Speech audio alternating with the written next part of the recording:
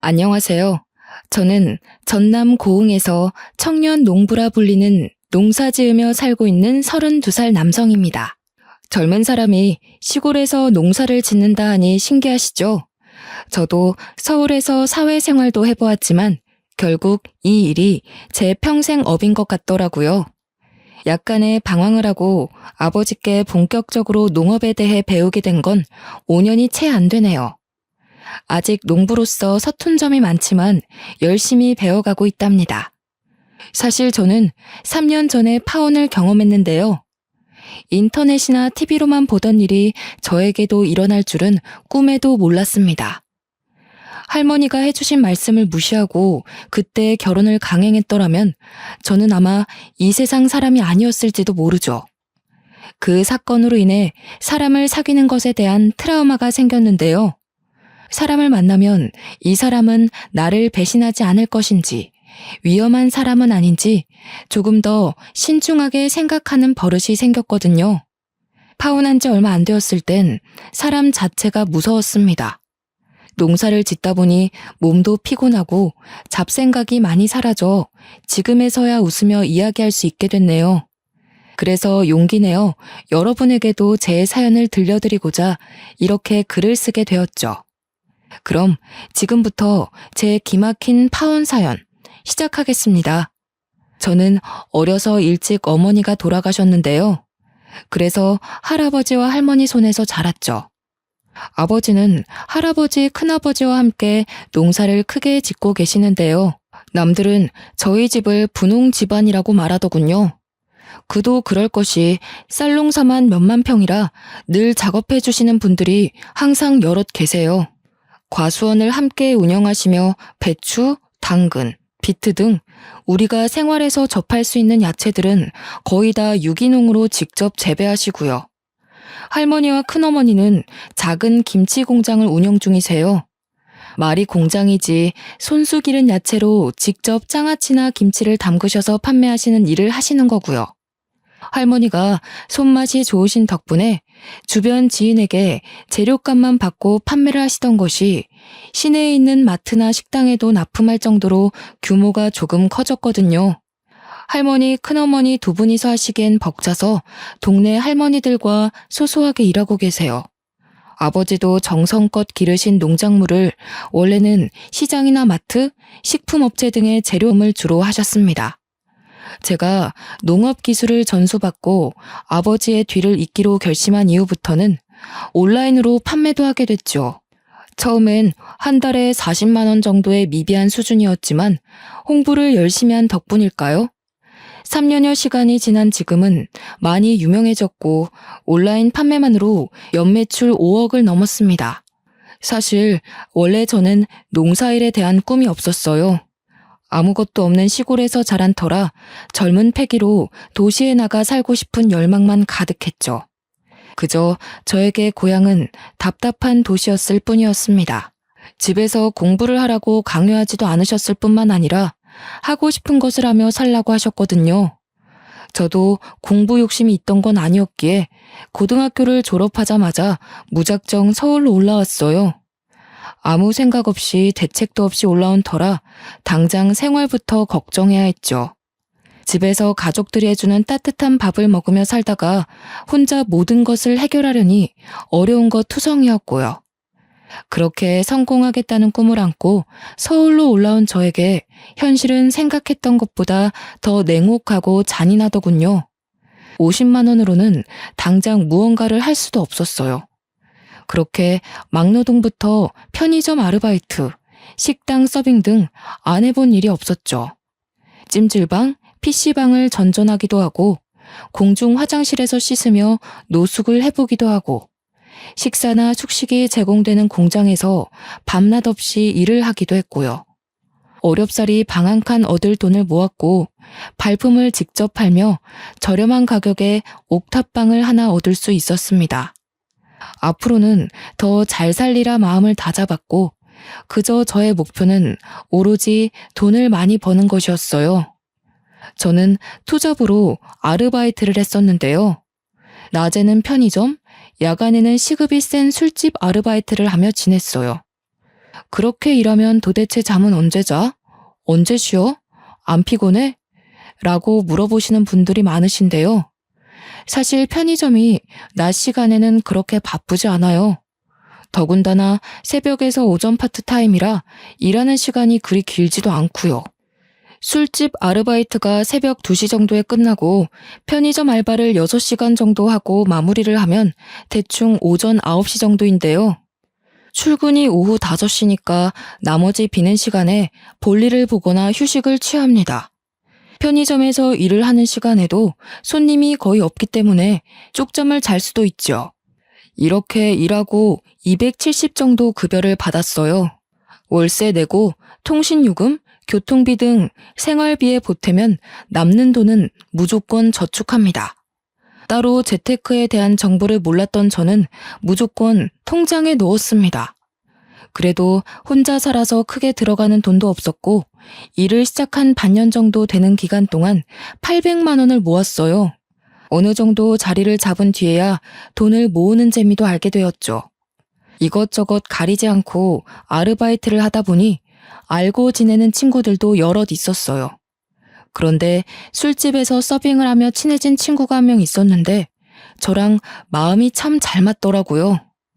그 친구와 저는 타향살이를 한다는 공통점이 있어서 사장님한테 잔소리를 크게 듣거나 대실수를 저지른 날이면 울적한 마음을 꼭 이 친구와 만나서 회포를 풀기도 했답니다. 알고 지낸 시간은 짧지만 그렇게 서로 의지하며 지내다 보니 그 친구와 저는 서로의 비밀을 털어놓을 정도로 친해졌습니다.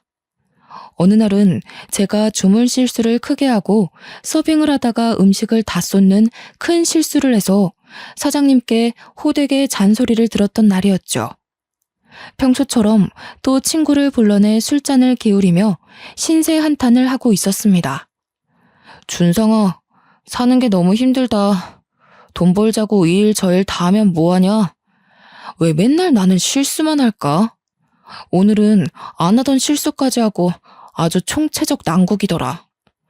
계속 이런 식이면 그만두라고 소리치시는데 어찌나 서럽던지 눈물이 다 나오는데 그래도 남자 자존심에 울지는 않았다. 한잔하자. 가만히 제 녹두리를 듣던 친구가 저한테 뜬금없이 여자를 소개시켜주겠다고 하는 겁니다. 지금도 열심히 돈을 버느라 하루하루가 바쁘다 보니 연애를 할 생각은 없었거든요. 그런데 평생을 모태솔로로 살다 보니 이제는 여자친구 좀 만나봐야겠다는 생각이 들었어요. 광진아, 내가 알게 되는데 진짜 예쁘게 생겼어. 소개시켜줄 테니까 만나볼래? 갑자기 뜬금없이 무슨 소개팅이야. 나 혼자 먹고 살기도 바빠 죽겠는데. 그리고 나 영장 날아왔더라. 나 가을에 입대해야 해.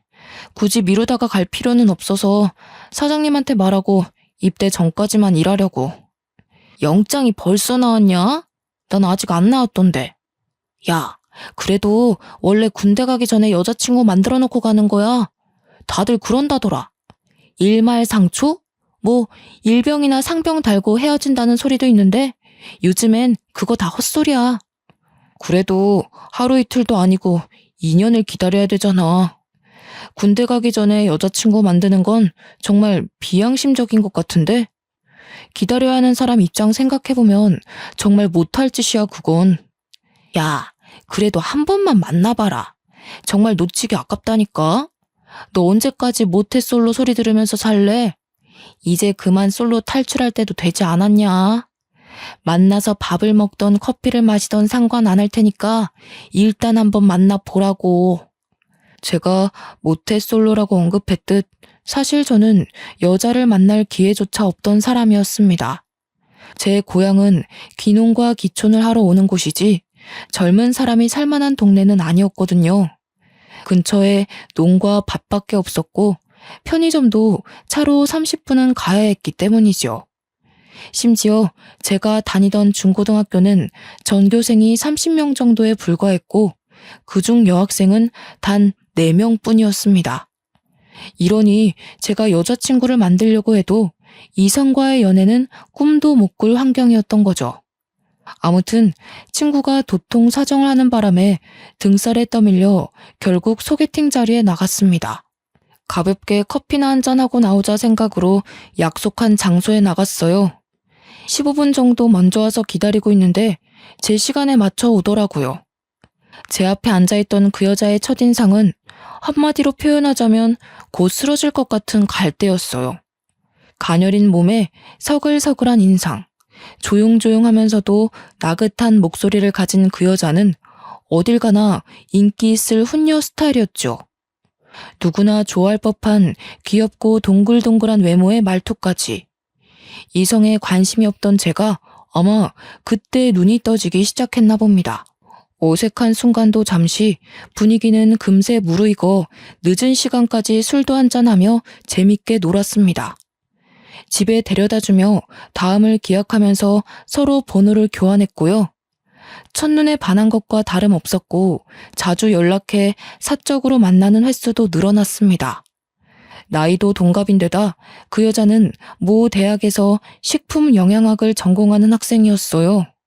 제가 밤늦게까지 일을 하고 오면 밥은 먹었냐며 자취방에 간식이나 요깃거리를 두고 가고 몸이 아파서 며칠을 끙끙 앓으면 죽과 약도 사다 주고 저를 살뜰히 보살펴 주었어요. 말도 잘 통하고 취미도 비슷해서 점점 친근감이 쌓여갔고 저를 배려해주고 잘 챙겨주는 모습이 예뻐서 제가 먼저 고백해 사귀게 되었습니다. 제가 이때 소개팅에 나간 게 천추의 한이 되었지 뭡니까? 그리고 여기서 미리 말씀드리지만 저한테 여자친구를 소개시켜준 그 친구와도 인연을 끊었어요. 바로 여자친구 때문에요. 그 이야기는 차차 들려드릴게요. 그렇게 가을이 막 접어들 무렵 저는 군대를 가게 되었죠. 여자친구는 군대에 가서도 그 먼 거리를 매주 면회와 주었고 면회를 못 오는 날이면 편지나 전화를 꼬박꼬박 해주었어요. 여자친구 덕분에 군 생활을 아무 이상 없이 잘 마칠 수 있었다고 해도 과언이 아니었죠. 신기한 건 중간에 한 번도 헤어짐의 위기가 없었다는 겁니다. 그만큼 여자친구가, 때로는 제가 서로에게 잘 맞춰주며 예쁘게 만났다는 증거겠죠. 전역하고 나서는 여자친구에게 꽃신을 신겨주며 앞으로 행복하게 해주겠다고 프로포즈를 했습니다. 여자친구는 어려울 때 사람 버리는 것 아니라며 프로포즈를 받아주었고요. 미래를 함께하기로 약속했고 서로 자리를 잡을 때까지 서로를 응원해주기로 했어요. 정확한 직업이 없었던 저였기에 결혼을 꿈꾸며 꾸준히 자격증을 취득했습니다. 여자친구의 추천으로 식품유통관리사, 식품위생관리사 자격증을 취득했는데요. 그 덕분에 중소기업에 취직도 했어요. 식당에 재료를 납품하는 회사였는데 규모는 크지 않아도 잘릴 걱정 없는 안정적인 곳이었죠. 급여도 새우 300 정도로 어느 정도 먹고 살만한 정도였고요. 여자친구도 대학을 졸업해 학교 영양사로 근무하게 되었습니다. 어느 정도 각자 직장에서 자리를 잡아 나이도 20살 중반이 넘어가던 시기였어요. 더 늦기 전에 결혼을 해서 더 안정적인 삶을 살아보자고 얘기한 뒤 저희는 양가 집안에 인사를 드리기로 했습니다. 먼저 저희 집으로 인사를 가기로 했죠. 깡시골인 저희 집을 보고 실망하지는 않을까 조마조마했죠. 여자친구는 오히려 그런 걱정을 하는 제가 이상하다며 혼을 내더라고요. 쓸데없는 걱정이라며 제가 결혼할 여자친구를 데리고 온다는 소식에 시골집답게 온 집안 사람들이 다 모였습니다. 아이고, 어서 와요, 아가씨. 먼 길 오느라 고생이 많았어요. 힘들진 않았고? 서울 아가씨들은 다 이렇게 예쁜가 보네. 나는 광진이 큰엄마 되는 사람이에요. 우리 손자 며느리 왔구만. 배고플 텐데 식사부터 거들자고요. 우리 광진이가 잘해줘요. 녀석이 무뚝뚝한 구석이 있어서 걱정했는데 이렇게 지색씨를 더 가고 데려올 줄이야. 잘 왔어요. 나는 광진이 할애비 되는 사람이에요. 안녕하세요. 김혜진이라고 합니다. 광진 씨와 좋은 감정으로 만나고 있어요. 진작 찾아뵀어야 하는데 그러지 못해서 죄송합니다. 늦게나마 인사드리게 됐네요. 잘 부탁드립니다. 할아버지, 할머니, 아버지, 큰아버지 댁까지 모두 거실에 빙 둘러앉았죠. 명절을 보내는 듯한 느낌이었고 여자친구가 충분히 부담스러워하고도 남을 상황이었어요. 노심초사하며 저는 여자친구의 눈치를 살피기 바빴습니다. 그런데 집에 인사 온 여자친구의 얼굴을 할머니가 뚫어져라 쳐다보시더니 점점 표정이 굳으시는 겁니다. 우선 먼 길 왔으니 식사부터 하자며 화기애애한 분위기가 유지됐지만요. 식사가 끝난 후 큰어머니가 다가와 차를 내주셔서 이런저런 대화를 하게 되었습니다. 혜진이라고 했던가? 아가씨 부모님은 어디서 무얼 하시는 분인가? 우리 광진이랑은 어떻게 만났고? 우리 광진이랑 오래 연애했다면서? 그동안 왜 한 번도 인사를 오지 않았누? 여자친구 있다는 소리를 듣지도 못했는데. 네, 할머니. 저희 부모님은 평범하세요. 아버지는 작년에 교직에 있다 정년 퇴임하셨고요. 제가 좋은 친구 있으면 소개시켜달라고 떼를 썼는데 마침 광진 씨랑 딱 눈이 맞았지 뭐예요? 더 일찍 인사드리지 못해서 죄송해요. 굳은 표정의 할머니는 여자친구를 위아래로 훑어보며 의심의 눈초리로 꼬치꼬치 캐묻기 시작하셨어요. 집안 어른이 물어보시는 거라 제가 함부로 하지 말라고 할 수도 없는 노릇이었고 여자친구가 불편해할 것을 생각한 저는 이러지도 저러지도 못해 매우 답답했죠. 할머니는 계속해서 알 수 없는 표정을 지으시더니 마지막에는 여자친구의 사주를 물어보기까지 하시더라고요. 여자친구는 당황하는 기색 하나 없이 웃음을 잃지 않고 물음 하나하나 정성스런 대답을 해드렸고요. 여자친구가 부담스러워할 걸 알았는지 큰어머니도 이제 늦었으니 그만 쉬자며 화제를 돌려주셨죠. 그렇게 별다른 일이 없이 그날은 그렇게 마무리가 되었습니다. 저기요, 우리 할머니가 좀 유별나시지? 많이 곤란했겠다. 우리 할머니가 내가 유일한 손자라서 그런지 나한테 애정이 좀 과하셔. 내가 결혼할 여자를 데려왔다니 괜히 저러시네. 자기가 이해 좀 해줘. 내가 대신 사과할게. 아니야. 할머니 입장에서는 충분히 그럴 수 있지. 내가 할머니였어도 그랬을 거야. 노파심에 걱정되기도 하시고 내가 궁금하기도 하신 거겠지. 난 오히려 그렇게 말 걸어주신 게 감사한걸. 내일 일찍 올라가야 하니 피곤할 텐데 어서 자자. 여자친구와 저는 하룻밤을 자고 다음날 아침 식사 후 서울로 올라왔어요. 서울에 올라와서 할머니의 표정이 내내 마음에 걸렸던 저는 할머니께 전화를 했습니다. 그래도 처음 인사 간 자리인데 너무하신 거 아닌가 싶은 서운한 마음도 들었어요. 할머니, 저 잘 올라왔어요. 혹시 제 여자친구 마음에 안 드세요? 인사드리는 내내 표정이 안 좋으셔서요. 손주가 결혼한다는데 예쁘게 봐주세요. 예, 광진아. 여자친구와 결혼은 다시 생각해보는 게 어떻겠냐? 이 할미가 노파심에 하는 얘기지만 그 아가씨 우리 집에 들어왔을 때 주변이 까맣더구나. 인상만 보면 좋은데 내가 하도 이상한 기분이 들어서 말이다. 사주에 남을 해하는 살이 많이 꼈더구나. 너 그 아이랑 꼭 결혼해야겠니? 에이, 할머니, 요즘 그런 게 어딨어요. 제 여자친구 저한테 얼마나 잘해주고 착한 사람인데요. 모르세요? 저 군대 갔을 때도 매주 면회 오고 아프면 약 챙겨줘, 힘들면 고생했다고 위로해줘. 이런 여자 어디 없어요. 그래도 이 할미는 영 찝찝해서 말이다. 아직 시간 많으니 결혼은 조금 더 신중하게 생각해보는 게 좋겠구나.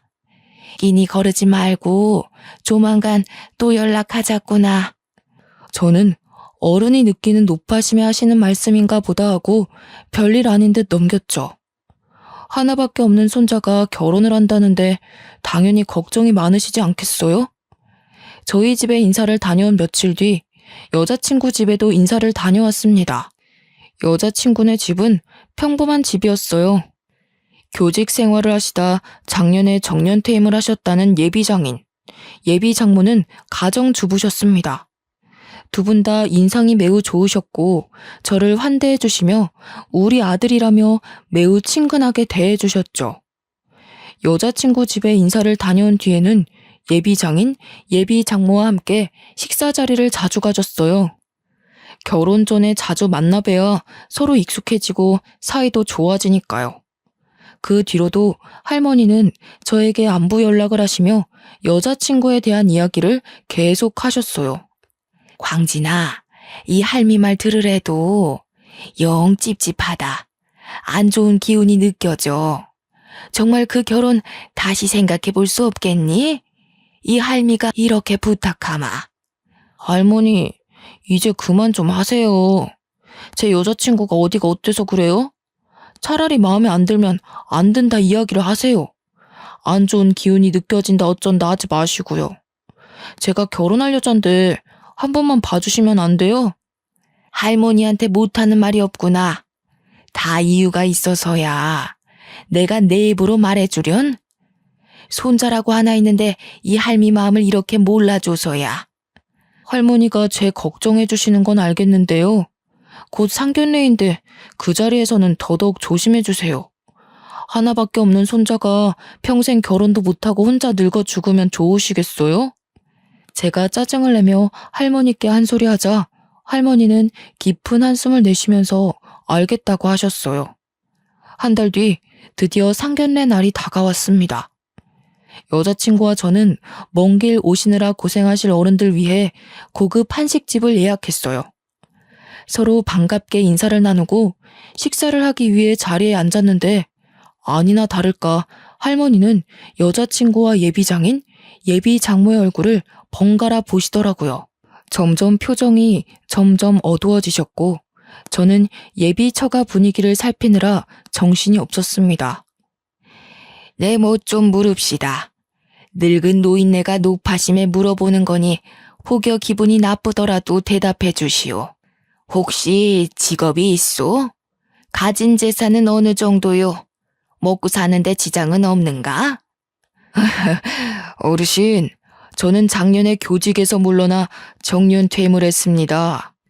재산은 지금 살고 있는 집 한 채, 그리고 우리 혜진이 결혼시킬 돈 정도는 충분히 있습니다. 노후 준비도 다 해놓은 상태입니다. 더 궁금하신 게 있으실까요? 이번엔 안 싸돈에게 묻겠소. 딸내미 낳을 때 무슨 기분이었는가? 우리 광진이가 어디가 마음에 들어서 금지오겹 키운 딸을 시집 보내누? 우리 아들, 아니 사위야 말할 것도 없죠. 저희가 그렇게 따지는 것도 아니고요. 혜진이 낳을 땐 세상을 다 가진 기분이었습니다. 그래도 이렇게 예쁘게 자라서 결혼을 한다니 얼마나 아쉬운지 모르겠습니다. 우리 혜진이 예쁘게 봐주세요, 어르신. 네, 이번에 실례 좀 하겠구만. 두 사람 다 사주가 어찌 돼요? 내 사주를 조금 볼 줄 아는데 한번 봐드리고 광진이 통해 연락 넣어드리리다. 초반에 조금 무례하다 싶은 질문에도 예비 장인 장모님은 정성껏 답변을 해주셨죠. 저는 여자친구와 할머니의 눈치를 번갈아가며 보느라 식은땀이 나서 죽는 줄 알았습니다. 대체적으로 분위기는 화기애애한 편이었어요. 할머니만 고개를 갸우뚱하시며 표정이 어두우실 뿐이었죠. 식사가 어느 정도 마무리될 무렵이었어요. 할머니가 자리에서 일어나시더니 갑자기 답답하시다며 화장실에 다녀오신다고 밖으로 나가셨죠. 그런데 할머니가 20분, 30분이 지나도 오시지 않는 겁니다. 혹여나 방을 잘못 찾으시나 무슨 일이 있으신가 하고 걱정되는 마음에 밖으로 할머니를 찾아 나섰죠. 할머니를 찾아 한참을 돌아다니는데 식당 마당에 다다르자 마당 안에 하늘이 보이는 작은 팔각정에 앉아서 가슴을 두들기고 계신 게 아니겠어요? 할머니, 여기 계셨어요? 어디가 많이 안 좋으세요? 자리가 많이 불편하세요? 오랫동안 자리 비우시기에 무슨 일 생긴 줄 알고 얼마나 놀랬는데요. 같이 들어가요. 걱정되는 마음에 할머니의 등을 쓸어내리며 말을 건네는데 갑자기 몸을 부르르 떠시며 앙칼진 젊은 여자의 목소리로 저에게 소리를 치시는 겁니다. 저를 아주 무섭게 노려보시면서요. 광진이 너 정신 안 차릴래? 너그 할머니가 손주 녀석이 좋다 하니까 내가 애써 억누르며 참고 있는데 안쓰러워서 그냥 가만히 두고 볼 수 있어야지. 괜히 여러 사람 힘들게 하지 말고 네 할미가 하는 말 잘 들어. 네? 할머니 왜 이러세요? 정신 좀 차려보세요, 할머니. 왜? 내 목소리가 할머니 목소리가 아니라 이상해? 내가 너그 할미랑 함께한 세월이 언젠데 나이 들고 힘들어 하기에 편히 쉬라고 떠났더니만 다시 날 찾아오게 해? 누가 날 불렀나 했더니 예끼, 네 녀석이었어. 할머니는 원래 중저음의 차분하신 어조였습니다. 그런데 전혀 다른 목소리로 저에게 삿대질을 하며 말씀을 하시는데 조금 무섭더라고요. 시시각각 변하는 표정들 하며 생전 처음 듣는 사람의 목소리로 잔뜩 화가 난 채로 말씀하시는데 소름이 돋아 그 자리에 그대로 굳어 아무것도 할 수 없었죠. 네 옆에 붙어있는 그 여자의 말이야. 걔 아주 내가 데려가고 싶을 정도로 탐나는 애야. 기가 아주 세던데? 너 계속 그 여자랑 붙어있으면 금방 죽을 거야. 그러니 너 할머니가 하는 말 헛소리라 생각하지 말고 그냥 들어. 사실 할머니가 젊었을 때 고흥에서 유명한 무당이셨거든요. 환갑이 넘으신 뒤로는 약간의 신기는 남아있었으나 건강상의 이유로 법당을 정리하셨죠. 그 뒤로 할아버지, 아버지, 큰아버지 댁과 함께 농사를 짓고 계시는 거거든요. 곧이어 할머니가 진정이 되고 나서 저에게 다시 말씀하셨어요. 제가 알던 원래의 모습으로 제 손을 잡으며 미안하다고 하시더라고요. 광진아, 네 색시 될 사람 내가 뭘 어떻게 하지는 못하다만 여전히 느낌이 좋지 않아. 사돈 될 사람들도 하나같이 주변이 까맣더구나. 분명 무언가가 있는 게야. 네 색시를 보면 말이다. 여자의 비명소리, 아이 울음소리가 애처롭게 계속 귀에 맴돌아. 할머니, 좋은 날까지 꼭 이러셔야 해요? 제 여자친구가 도대체 어디가 이상하다는 거예요? 요즘 세상에 누가 그런 걸 믿는다고 그래요? 제 여자친구가 사람이라도 죽였다는 말씀이세요? 네? 이 할미가 노망났네 생각할 수도 있지. 좋은 날 앞두고 내가 괜히 방해하는 것 같아 미안하구나. 네 색시 될 사람부터 사돈 될 양반들 사주까지 하나같이 다 좋지 않아. 온갖 살이란 살은 다 껴있어. 너 그 사람들이랑 붙어있으면 오래 못 산다. 그러니 광진아, 이 할머니 얼굴을 봐서라도 조금만 시간을 두고 생각해보면 안 되겠니? 마지막 부탁이다. 솔직히 할머니가 이렇게까지 말씀하시니 저도 사람인지라 괜스레 찝찝한 마음이 들기 시작하더군요. 여전히 사랑하는 여자친구지만 저도 사람인지라 할머니의 말을 더 이상 무시할 수가 없겠더라고요. 생각을 좀 정리한 뒤 이러한 상황에 대해 여자친구에게 직접 묻고 싶었습니다. 어디서부터 어떻게 물어야 할지, 무엇부터 다가가야 하는지 고뇌하게 되었죠. 하지만 굳이 그럴 필요가 없게 되었죠. 그렇게 시간이 지나 심란한 마음으로 하루하루를 보내고 있었는데 모르는 번호로 연락이 오는 겁니다. 안녕하세요. 혹시 김혜진 씨 아시죠? 저는 박문규라고 합니다. 그 여자에 대해 말씀드릴 게 있어요. 불쑥 연락드려 정말 죄송하지만 만나서 제 이야기를 꼭 들어주셨으면 좋겠습니다. 제가 댁이 계신 곳으로 찾아가죠. 혜진이요? 혜진이를 어떻게 알죠? 그럼 오늘 6시에 행복동 삼거리에 있는 카페에서 만나기로 하죠. 퇴근하고 바로 가겠습니다. 퇴근 후 부랴부랴 만나기로 한 장소에 갔습니다. 행색이 초라하고 어딘가 아파 보이는 남자가 앉아 있었죠. 그 남자가 저한테 해주는 말이 아주 가관이었습니다. 조금 충격적이기도 했고요. 저는 3년 전에 혜진이와 만났던 사람입니다. 그때 저는 결혼한 유부남이었죠. 제가 무슨 생각이었는지 술집에서 만난 혜진이와 불륜관계가 됐어요. 당시 와이프가 임신 6개월이었는데 불륜 사실을 알고 혜진이를 몇 번 찾아갔더라고요. 그래서 지금 이 이야기를 나한테 하는 이유가 뭡니까?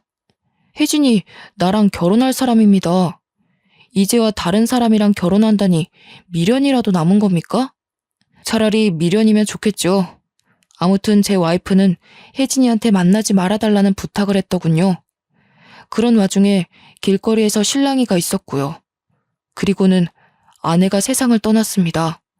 뱃속에 품은 아이와 함께요. 그 말이 사실인가요? 혜진이가 그랬을 리가 없어요. 당신 뭔가 잘못 알고 있는 것 같거든요. 이런다고 다시 옛사랑한테 돌아와라 이겁니까? 내가 보기엔 당신 제정신 아닌 것 같아요, 지금. 절대 그럴 일 없습니다. 그때 그렇게 아내가 죽고 나서 혜진이가 잠수를 타더군요. 우연찮게 연락이 닿아 만나서 이야기 좀 하자 했더니 대뜸 자신은 책임이 없다며 연락을 끊어버리더라고요. 그렇게 모든 게 끝나고 나서야 알게 됐습니다. 그 여자의 실체를요.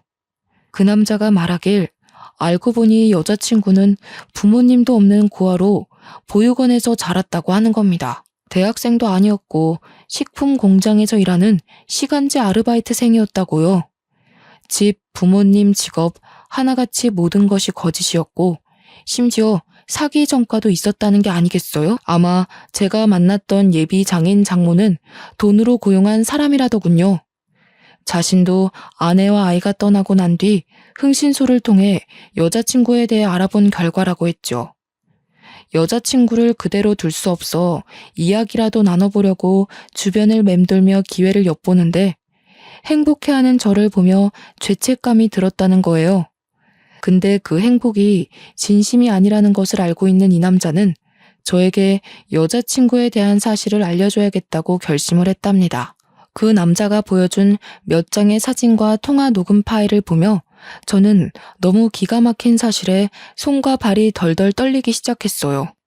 머릿속이 하얘지더라고요. 좋은 날 앞두고 괜히 이런 말을 해서 미안하게 됐습니다. 더 이상 저 같은 피해자가 나오지 않기를 바랄 뿐입니다. 혜진이, 아니, 그 여자 절대 믿지 마시고 조심하세요. 제가 해드릴 수 있는 이야기는 여기까지네요.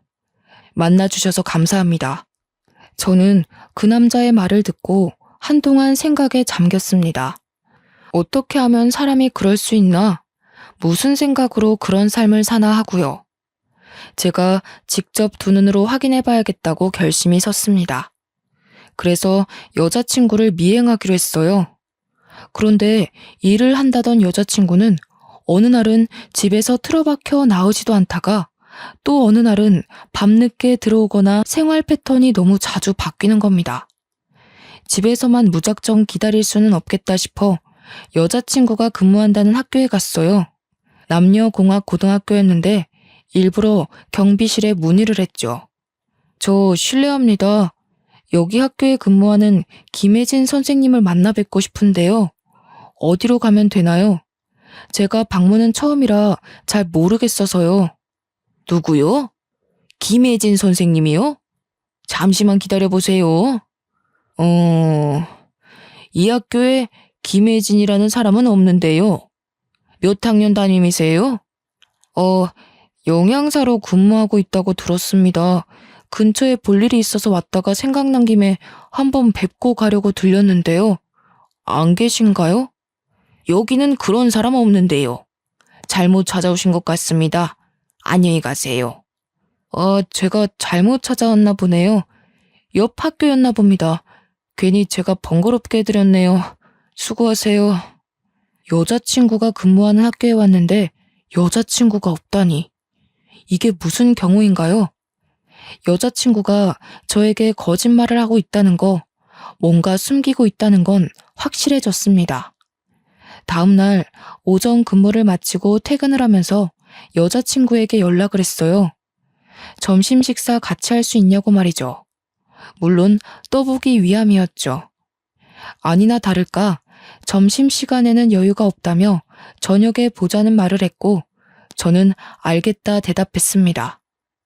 정확한 물증을 어떻게든 잡아야 했기에 여자친구의 비위를 맞춰주며 즐거운 시간을 보내는 척 했어요.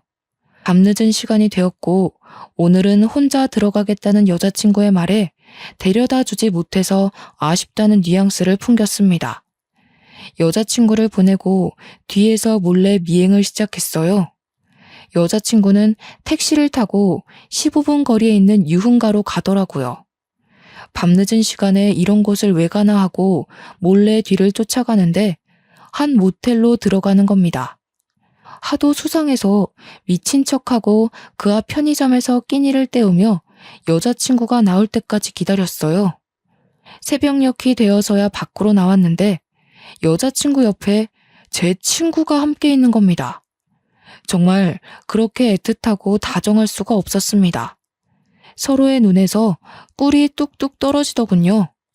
저는 당장이라도 쫓아가 두 놈들을 잡아 족치고 싶었지만 증거 수집을 하기 위해 몰래 사진을 찍었습니다. 이미 여자친구에 대한 믿음이 없어져 버렸죠. 결혼을 앞둔 예비 신부가 외간 남자와 모텔을 드나든다. 근데 그 남자가 저와 절친한 친구다. 그리고 저와 만났던 그 남자까지. 이제야 모든 퍼즐이 맞춰지는 듯 했습니다. 머리를 망치로 한 대 맞은 듯한 기분이었지만 저 혼자만으로는 충분한 증거 수집이 어려웠어요. 300만 원이라는 거금을 들여 흥신소에 의뢰를 했습니다. 좀 더 확실해야 했거든요. 얼마 지나지 않아 흥신소 직원으로부터 여러 사진들이 전송되더군요. 역시 돈을 들인 공이 있었습니다. 몰래 따라다니느라 여간 힘들 게 아니었습니다. 그 사람들 얼마나 조직적으로 움직이는지 솔직히 조금 힘들었어요. 대충 사이즈만 봐도 그 남자랑 여자 연인, 그리고 고객님이 말씀하신 여자 부모라는 사람들, 이 업계에선 유명한 사람들이에요. 돈 받고 부모 대행해주는 사람들로요. 뒷조사해달라고 의뢰 많이 들어오면 저 사람들 몇 번씩 본 직원들이 한둘이 아니거든요. 정말 고생하셨습니다. 합법이 아니란 건 알지만 제 사정상 어쩔 수 없었네요. 감사합니다. 무슨 일인지는 모르겠지만 사람 사는 게 다 거기서 거기 아니겠어요? 나도 전과가 있는 사람이지만 뭐 눈에 뭐만 보인다고 저 사람들 보통 사람들이 아니던데요. 분위기로 보나 조직적으로 움직이는 행동으로 보나 이상한 것 투성입니다. 흥신소 직원으로부터 받은 사진들을 보아하니 여자친구와 친구뿐 아니라 예비 장인 장모의 모습까지 담겨 있더라고요. 허름한 술집에 모여서 다 같이 무언가 이야기를 하고 있는 듯한 사진.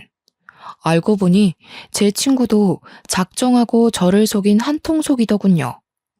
제가 속 얘기도 하고 지낸다고 했죠. 타향살이를 하며 친해진 사람이었기에 많은 위로가 돼서 집안 이야기를 몇 번 했던 게 화근인가 봅니다. 저처럼 돈을 벌고 싶은 생각이 많은 꿈 많은 친구라고 생각했는데 큰 오산이었네요. 저는 여자친구와 예비처가, 아니 그 사람들을 도저히 가만둘 수 없었어요. 예정대로라면 내년 봄 결혼식을 올리고 행복한 생활을 시작했어야 하지만 저는 사랑이라는 핑계로 저와 제 가족을 기만하려 했던 여자친구와 그 일당에게 복수하기로 결심했어요. 그러고는 곧장 이 사실을 할머니를 비롯한 가족 모두에게 알렸습니다. 그러게 이 할미가 뭐라 그랬냐? 내가 이상하다고 했지? 너 이 할미 말 안 들었다가 골로 갈 뻔했네. 아이고 우리 손자 살려주셔서 감사합니다. 어쩜 인두껍을 쓰고 그런 짓들을 하다니 내 이것들을 그냥. 할머니 우선 진정하세요. 저한테 다 계획이 있어요. 며칠 뒤 아버지 생신이잖아요. 아버지한텐 죄송하지만 그날을 핑계 삼아 여자친구를 시궁창에 빠뜨릴 거예요. 그런 줄 알고 계세요. 모두들 어떻게 그럴 수 있냐며 당장이라도 서울로 쫓아오실 기세였지만 아버지의 생신을 핑계로 여자친구를 데리고 내려가겠다 했어요. 그 자리에서 여자친구의 민낯을 드러내고 아주 짓밟아줄 계획이었거든요. 결혼 전에 땅 일부를 정리해 결혼 선물로 주신다는 핑계로 여자친구의 속셈을 파악해 좀 더 정확한 명분을 만들기 위한 하나의 계략이었습니다. 며칠 뒤 여자친구와 함께 고향에 데려가 가족들과 정신없는 하루를 보냈어요. 가족들이 잘 도와주어 생각보다 순조롭게 일이 진행되고 있었습니다. 저녁을 먹고 차를 한잔하며 아버지와 할머니가 여자친구를 불러 땅 이야기를 하셨어요. 여자친구는 땅이라는 말에 화색이 돌더니 이런 큰 선물 안 주셔도 된다며 감사하다며 잘 살겠다고 아양을 떨더라고요.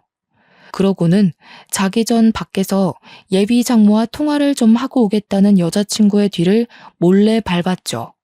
이거다 싶어 몰래 숨어 녹음을 시작하는데 아니나 다를까 여자친구의 검은 속내가 드러나더라고요. 그 대화를 엿듣는 중에도 옆에 있는 짱돌이라도 주워 던져버리고 싶은 걸 간신히 참았습니다. 제 친구, 아니 그 자식과 통화를 하는 것 같더라고요. 이제 됐어. 나한테 땅을 준다네? 농사 짓는 집이라고 해서 얼마나 땅이 큰가 했더니 몇천 평 수준이 아니던데? 여기 관광지 개발 예정 구역이라 돈도 어마어마해. 몇십만 평이라니까? 결혼해서 잘만 구슬리면 이거 다 내 거 되겠는데? 그러니까 이 사람은 느낌이 좋다고 했잖아. 역시 자기는 사람 보는 눈썰미가 있다니까? 맨날 학교 출근하는 척 얼마나 고생했게. 이제 이 돈으로 잘 먹고 잘 사는 일만 남았어. 적당한 시기에 이혼하면 되지. 요즘 이혼이 흠인가? 난 돈만 있으면 돼. 말도 마. 완전 호구가 따로 없어. 몇 년을 공들였는데 드디어 빛을 발하는구나. 나중에 들켜도 할 말 없는 거지 뭐. 내가 몇 년을 지 뒷바라지를 해줬는데 쉽게 못 내칠걸? 우리가 오랜 시간 공들인 만큼 이제 나도 팔자 한번 펴보자. 이 땅들이 다 얼마야? 막상 제 귀로 직접 들으니 화가 나기보단 비참해지더라고요. 저와 함께했던 몇 년의 시간이 저 여자에게는 그저 돈을 벌기 위한 수단일 뿐이었던 거죠. 속마음을 이야기하며 우정을 나누었던 그 친구. 몇 년이라는 시간을 함께하며 미래를 약속했던 사랑하는 사람. 그 모두를 한순간에 잃자니 가슴이 찢어질 것 같더라고요. 참 야속하지 않나요? 마음의 상처가 이런 건가 싶더라고요. 여자친구가 하는 말을 전부 녹음했습니다. 사진도 몇 장 찍어두고 저에게 찾아왔던 남자에게 받은 증거들을 모아 바로 경찰에 신고했어요. 아버지가 친하게 지내는 파출 소장님께도 미리 말씀드리니 그런 억울한 일이 있냐며 당연히 저를 도와주어야 한다며 협조해 주시기로 하셨거든요. 아침이 되자 여자친구를 데려가기 위해 경찰들이 들이닥쳤어요. 여자친구는 이게 무슨 일이냐며 아무것도 모르는 척 하더라고요. 경찰에 신고하며 알게 된 건 여자친구가 사기 혐의로 지명수배까지 내려진 사람이었다는 겁니다. 김혜진 씨, 당신을 사기 및 살인미수 혐의로 긴급 체포합니다. 당신은 묵비권을 행사할 수 있고 당신에게 불리한 진술을 하지 않을 권리가 있으며 변호사를 선임할 권리가 있습니다. 가시죠. 그동안 내 여자친구 행색하느라 고생했어. 언제까지 나를 속이려고 했었니? 뻔뻔함도 정도 것이지. 너와 내 사이는 여기까지야. 앞으로는 감옥에서 행복하게 잘 살기 바래. 뭐? 네가 어떻게 나한테 이래? 그리고 내가 무슨 잘못을 저질렀다고 이러는 거야. 이럴 수는 없어. 이거 나. 자꾸 이러시면 업무 방해죄 추가됩니다. 증거도 있어서 어디로 빠져나갈 생각일랑 하지 마세요. 얌전히 따라오시죠. 벌 받을 짓을 했으면 마땅한 벌을 받아야지. 아이고야, 천지신명님 감사합니다. 제 명대로 못 살고 죽었을 우리 손자 살려주셔서 감사합니다. 이제야 마음이 놓이는구나. 할머니는 다리에 힘이 풀리셨는지 그대로 땅에 주저앉으셨습니다. 여자친구는 처량한 모습으로 경찰에 연행되었고 이후 제가 제출한 증거들이 도움이 되어 여자친구는 징역 5년을 구형받고 구치소에 수감되었죠. 예비처가 역할을 했던 사람들과 친구는 여자친구의 소식을 듣고는 도주를 했더라고요. 중간에 한번 친구에게 연락이 왔습니다. 그 와중에도 친구라고 들먹거리며 자신이 일부러 그런 게 아니니 봐달라며 어떻게든 혼자 살아보려 발버둥 치더라고요.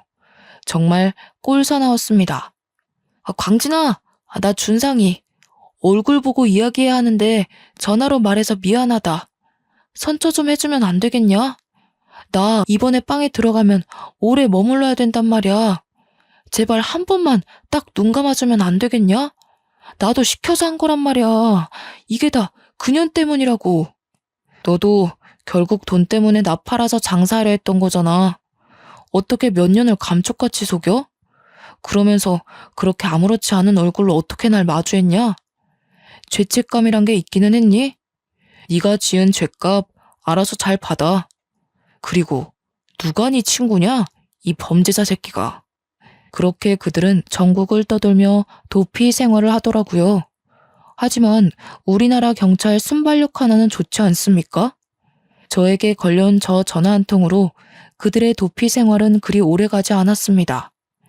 위치 추적으로 금방 들통이 나버렸거든요.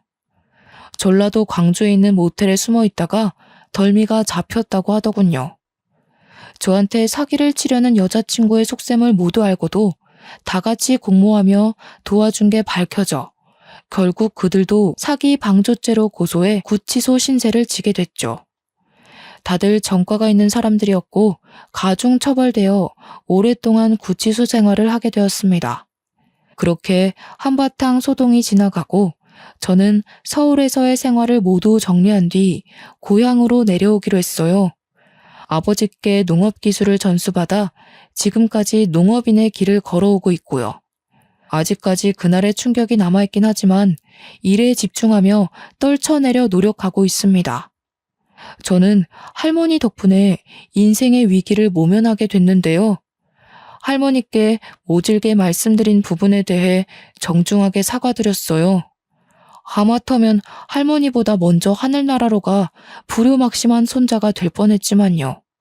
할머니는 그저 우리 손자 무사하니 그걸로 됐다며 미안해하지 말라고 하실 뿐이셨죠. 처음에 고향으로 다시 내려왔을 땐 사랑에 눈이 멀어 집안이 풍비박산 날 뻔한 바보 천지에 불과했지만요. 지금은 농업인의 길을 걷고 있다고 자랑스럽게 말할 수 있어요. 정신이 반쯤 나간 상태였던지라 꽤 오랜 시간을 힘들게 보냈는데 할머니 덕분에 정신이 들어 그 뒤로 뭐라도 해야겠다 싶었습니다. 태어나서 지금까지 평생을 보고 자란 것이 농사였고 할아버지와 아버지께 조금만 배우면 잘할 수 있겠다 생각이 들었죠. 그래서 아버지의 뒤를 이어 농업인의 길을 걸으리라 다짐했어요. 또 실제로 해보니 재미도 있고 제가 키운 농작물이 자라는 걸 보고 있노라면 뿌듯하기도 하더라고요. 자식 키우는 느낌이 이런 느낌인가 봅니다. 앞으로 제 인생에 있어서 결혼은 없을 것 같네요. 물론 시간이 지나면 괜찮아져 좋은 인연이 나타나면 달라지겠지만 지금은 그저 현실에 만족하며 살고 싶네요.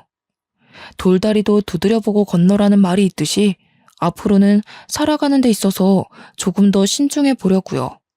앞으로 살면서 여자를 그리고 사람을 보는 눈을 높여야겠습니다. 여러분 중에도 저 같은 경우가 또 있으실까요? 이런 일은 다시는 없었으면 좋겠습니다. 긴 글을 읽어주셔서 감사드립니다. 행복하세요.